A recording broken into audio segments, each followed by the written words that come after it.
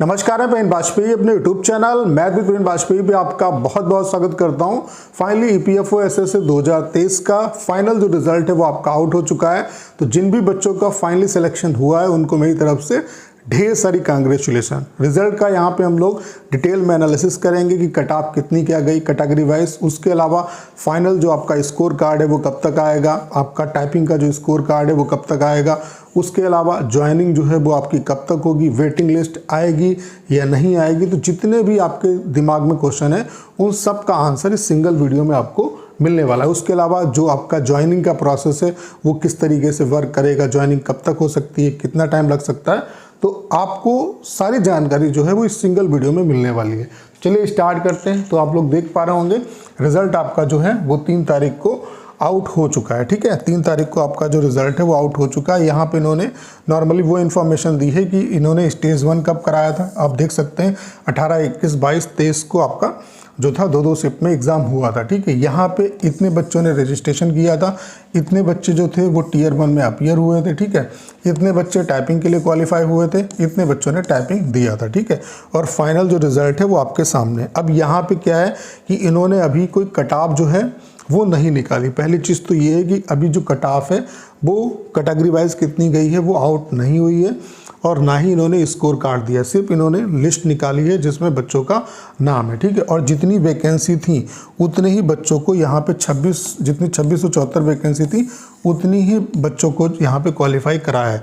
तो पहला क्वेश्चन ये उठता है कि आप वेटिंग लिस्ट प्रिपेयर करेंगे, क्योंकि यहाँ पे इन्होंने साफ साफ लिखा हुआ भी है the candidature of the candidate is purely provisional and subject to verification of the document and other eligibility criteria at the organisation. यानी कि आपका अगर आप डॉक्यूमेंट वेरिफिकेशन आपका सही होता है, अगर आप जो भी एलिजिबिलिटी क्राइटेरिया उसको फुलफिल करते हैं, तभी आप फाइनली अपने आप को सेलेक्ट मानिए। अभी आप प्रोविजनली सेलेक्टेड हैं, तो यहाँ पे ये चांस है कि आपका वेटिंग लिस्ट हो सकता है बने, क्योंकि जितनी वैकेंसी उतने बच्चों को अगर लिया है तो कुछ ना कुछ बच्चों में फॉल्ट होगी, कुछ बच्चे स्किप भी करेंगे। तो जो वैकेंसी बचेगी, जो फिलअप नहीं हो पाएगी, उसमें वेटिंग लिस्ट ये उम्मीद है कि निकलेगी आपकी। ठीक है, उसके अलावा जो फाइनल स्कोर कार्ड है वो इन्होंने बताया है the NTA score. The NTA score मतलब पूरा जो स्कोर है, और जो स्किल टेस्ट का रिजल्ट है कैटेगरी वाइज जो कट ऑफ है in respect of all appeared, जो भी जितने भी कैंडिडेट अपीयर हुए हैं उनकी 30 डेज़ के अंदर जो है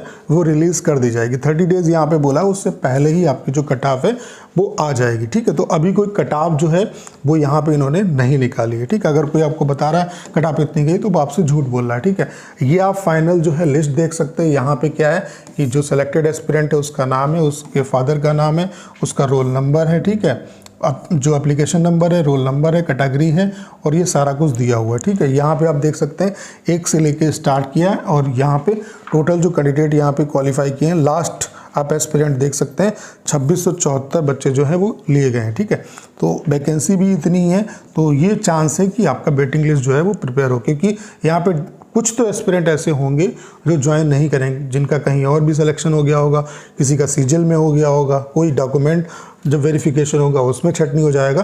तो वेटिंग लिस्ट जो है वो प्रिपेयर आपकी हो सकती है। बाकी कट ऑफ का एक अगर आपको रफली आइडिया लेना है तो आप ले सकते हैं। मेरे कुछ एस्पिरेंट जिनका सिलेक्शन हुआ, जिन्होंने हमसे टाइपिंग का कोर्स लिया था, उनका सिलेक्शन हुआ, तो उनसे मैंने पूछा कि आपके कितने मार्क्स हैं, तो उन्होंने रिप्लाई दिया। वहाँ से आप देख सकते हैं कितनी कट ऑफ गई होगी। जैसे इस एस्पिरेंट का जो राय स्कोर था वो एससी कैटेगरी, ओबीसी कैटेगरी में 409 बन रहा था, और इसका जो है यहाँ पे आप देख सकते हैं जो नाम है लिस्ट में वो 924 नंबर पे आया है।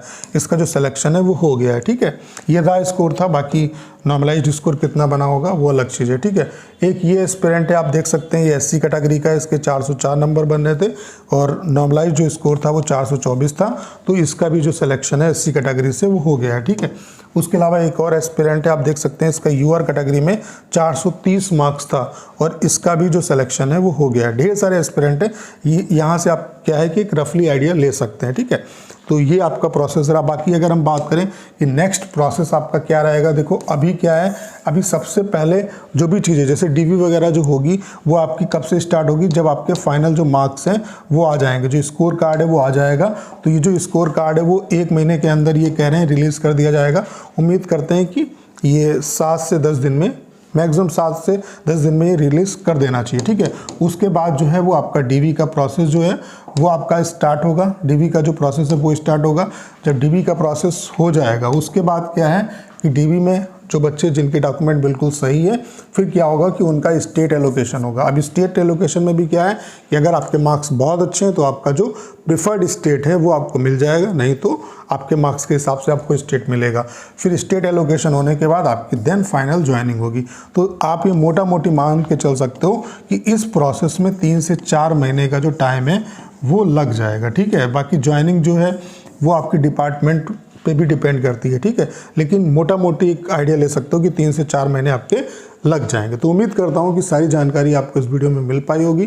करना क्या है, इस वीडियो को ज़्यादा शेयर करना है। उसके अलावा अगर आप चैनल पर नए हैं और आपने अभी तक इसे सब्सक्राइब नहीं किया है तो प्लीज़ चैनल को सब्सक्राइब करना मत भूलिएगा।